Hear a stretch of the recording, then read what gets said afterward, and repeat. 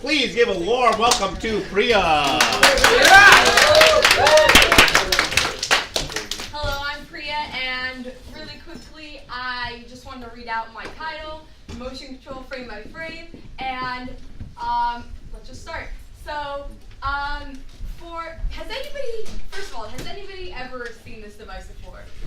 Well, me, before I started this project, I did not know what it did or what I wanted, what it does.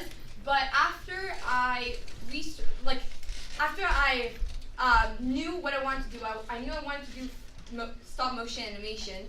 So I decided that I will take an extra step and learn how to make my stop motion animations better. So I thought back, and I remembered that Wallace and Gromit and Box Trolls were a really, really nice movies to watch when I was a kid.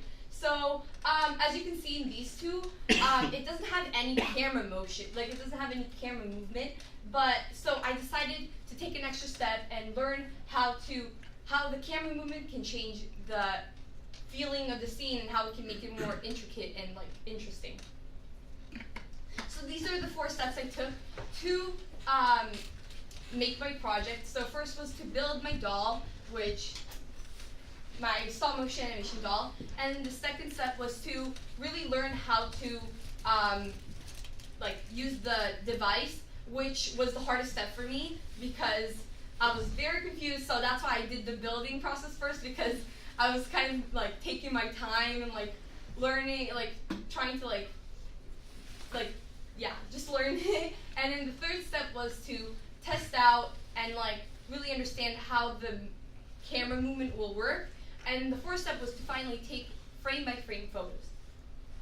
And then, so the figure making, I took 3 steps. First, I made the figure. Then I drew out how I wanted the clothes to look like, and it came out like this. And then these are some production shots. You have to make keyframes to then move the camera to the position you want. And then this is my setup. Basically, I had my camera and then my doll, and then just a background. And there's 3 different steps. There's the pan, there's the tilt, and then there is the slider. So I decided to use all 3 to create a 4-second animation.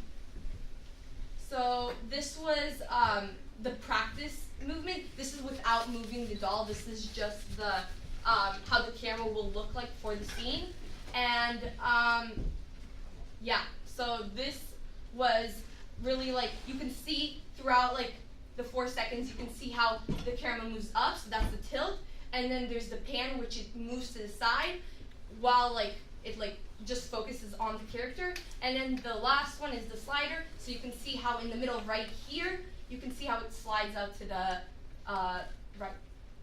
And then this is my ending scene. I wanted to create a scene in which the character looks like he's scared, and he's basically he's being put somebody's holding a gun to him. He's kind of running away, and this is my end.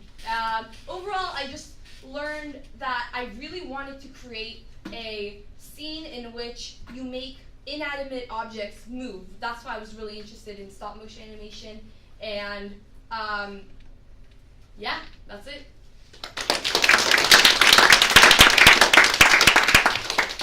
Any questions? I think it'd be really cool if you took a video of the actual camera movements. I have a video. I didn't know if the YouTube video would work, so here. I think.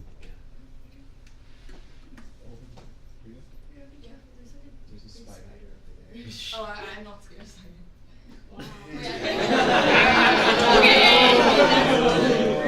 Wow. Where's the? You gotta click once because it fell asleep.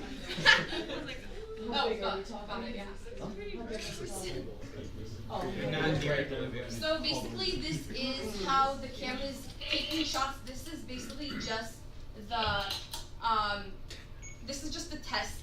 This is without moving the doll. This is just the testing run. So basically, I just see how frame by frame the video would look like without the doll moving.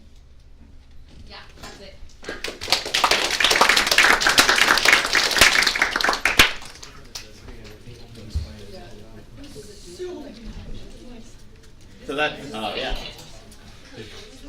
other questions, comments? All right, thank you, Priya. I got Oh, you have one. Go ahead. So like after you like like set up your keyframes and stuff and like got into animating, what'd you think of like? Do you think it was like pretty like simple like to like follow after that, because just since the camera did its own thing? Yeah, I think the hardest part was to basically you had the hardest part. You had to set it up. So for me, it took me a while to like understand how the machine works with Dragon Frame. But after I got that, the keyframes was really easy to figure out how to use a keyframe. Yeah. Yeah.